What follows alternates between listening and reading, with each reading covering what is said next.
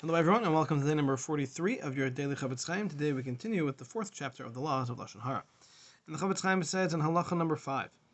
if you see that the individual who sinned is the kind of person who is a scoffer, he's someone who will repeat his sins easily and will not listen to those who try to rebuke him for what he's done wrong. As the pasuk says, "Al techeach leit pen yisna'eka," do not rebuke the scoffer lest he hate you, and he certainly will not listen to your rebuke if you try to stop him.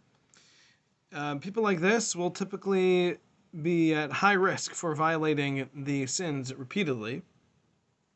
and it's very likely that this person will sin again in the manner in which you saw him sin this first time. So therefore, it is best to go and inform the judges of the city in order that they should approach this individual and they should deal with it and try to get him to avoid sinning again in the future.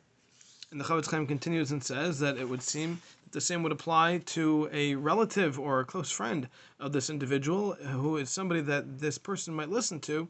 and that will help you potentially stop this sin from being repeated. In that case, it would seem that that is permissible to speak the events over again with those people in order to prevent this person from sinning again. But the Chofetz Chaim notes it is very important that the intention of the speaker spreading this information needs to be purely for the sake of heaven, to keep the sins down to a minimum and not in any way to belittle this individual because he has something against him because of what he's done or for any reason for that matter. And even the judges, when they are going to address this matter with this individual, they should not do so publicly. They should not embarrass him, as we've learned. The pasuk says, that you should rebuke your people when it is appropriate, and you should not carry a sin because of it, meaning that you should not embarrass him when giving this rebuke. And that would be the case under normal circumstances if you are one of two people who saw this event take place.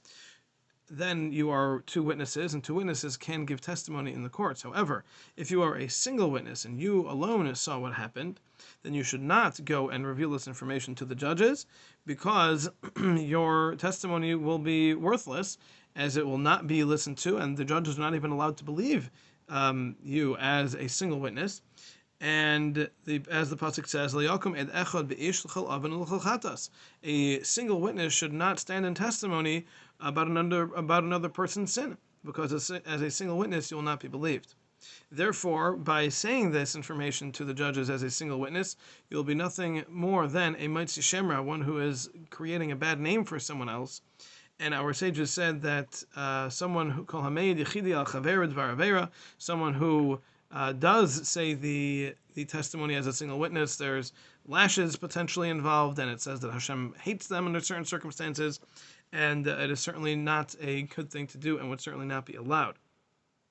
However, the Chofetz Chaim says it would be permissible to share this information with a close friend or his Rebbe, as these are people who he knows will believe him as if he was two witnesses. So if they will believe him like two witnesses, then they will then be able to take action and help this individual to avoid sinning again in the future. And they themselves, the Rebbe or friend, are also allowed to distance themselves from this individual until they know that he has corrected his ways and is no longer involved in that sin. However, the Rebbe or friend is not allowed to share this information with anyone else, even though they are allowed to act on it for themselves personally. They are not allowed to share that information because it's no different than the person who saw it. Just because they've heard it from someone else, that does not make them any better, and therefore they would not be allowed to share and spread this information any further. And in halacha number 6, the Chofetz Chaim continues and says, it would seem also that if you're dealing again with somebody who we can assume is going to repeat the sin after having done it the first time, that even if the Rebbe who you want to tell is not a very quiet person, and he might end up spreading that information further, but the Rebbe is also someone that the individual who sinned will listen to them. then you would still be allowed to share this information with the Rebbe, even though it's possible that it will get out, because again, your intention here is to stop the sin from repeating itself, and it is to help the individual, not the opposite, to belittle them, and therefore you would be allowed to share this information with the Rebbe in order to get the individual to stop doing what he has done wrong. Now the Chofetz Chaim says we will get back to what we were talking about originally, that even if you saw it as a pair of two people, and you know exactly what it was, and you know that this is the kind of individual who will probably repeat what he has done, nevertheless, you're only allowed to share this information with the people that we've mentioned, including the judges of the city, and the reason there is because as we said, that might help stop him from continuing, but you would not be allowed, even under those circumstances, to share this information with anyone else, because at the end of the day, we only saw him commit the sin one time, and maybe he did do tshuva, maybe he does feel bad about it, and therefore it would not be permissible to go and share this information with anyone else,